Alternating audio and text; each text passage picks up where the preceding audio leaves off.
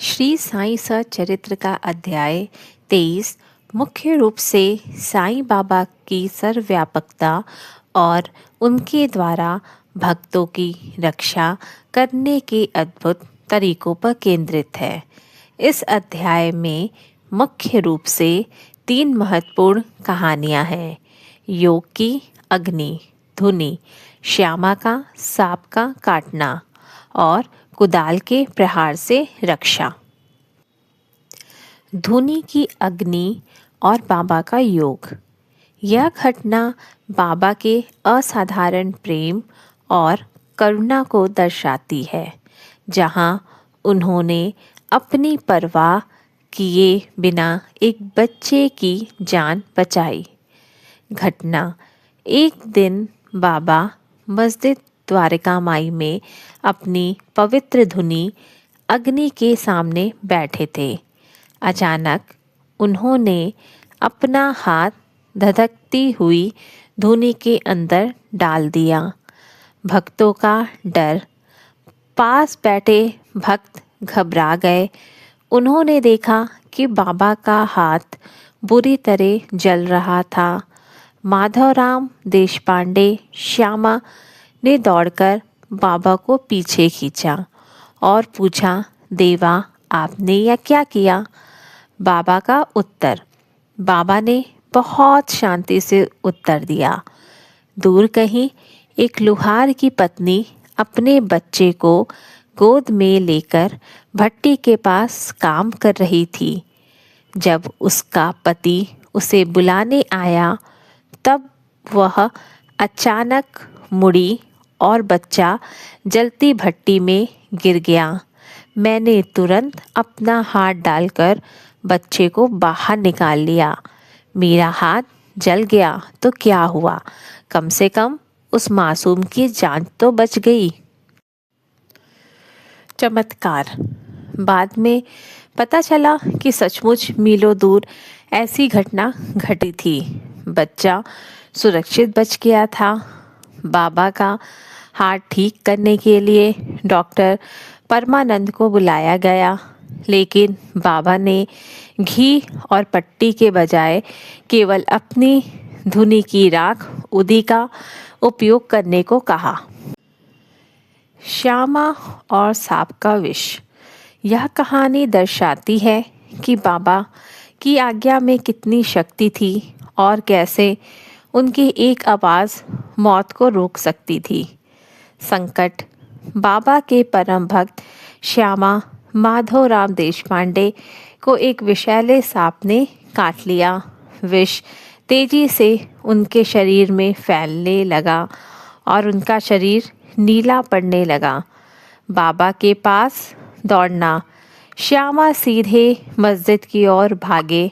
उन्हें उम्मीद थी कि बाबा उन्हें उदी देंगे या आशीर्वाद देंगे। बाबा का क्रोध। जैसे ही श्यामा मस्जिद की सीढ़ियों पर चढ़े, बाबा उन पर चिल्लाने लगे, ऊपर मत आना, नीचे उतर, सावधान, अगर ऊपर आया तो चले जाओ यहीं से।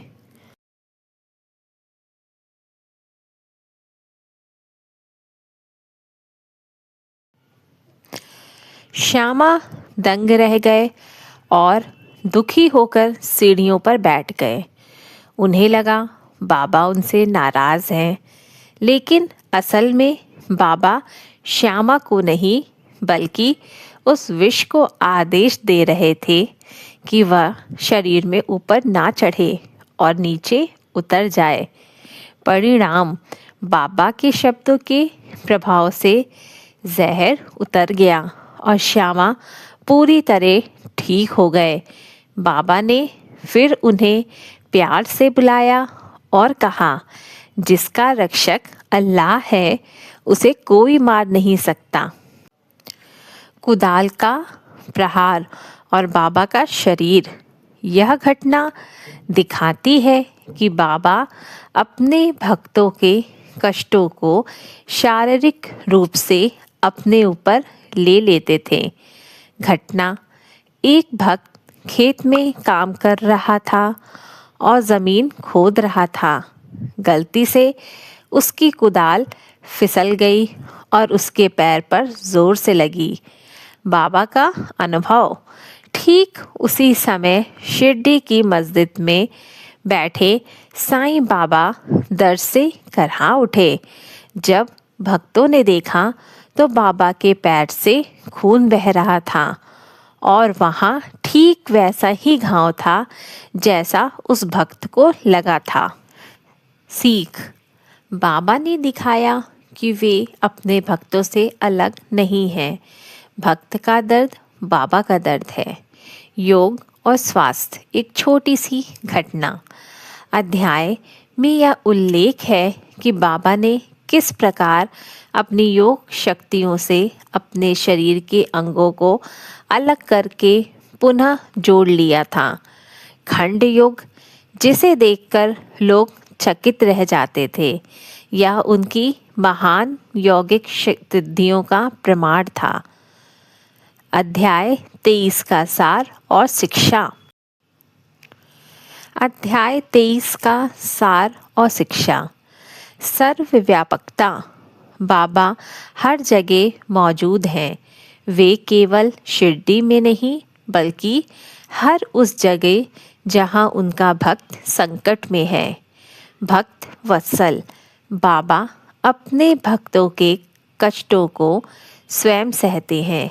वे एक माँ की तरह अपने बच्चों की रक्षा करते हैं। आज्ञा का पालन। गुरु के वचनों में अटूट शक्ति होती है। भले ही वे शब्द कठोर लगें, जैसे श्यामा के मामले में उनके पीछे कल्याण ही छिपा होता है। उदी की महिमा। बाबा की धुनी की राख उदी हर बीमारी और संकट की परम औषधि है, क्योंकि श्री साईं बाबा परम ब्रह्म है। श्री सद्गुरु साईनाथार्पणमस्तु। शुभम भवतु। ओम साई राम।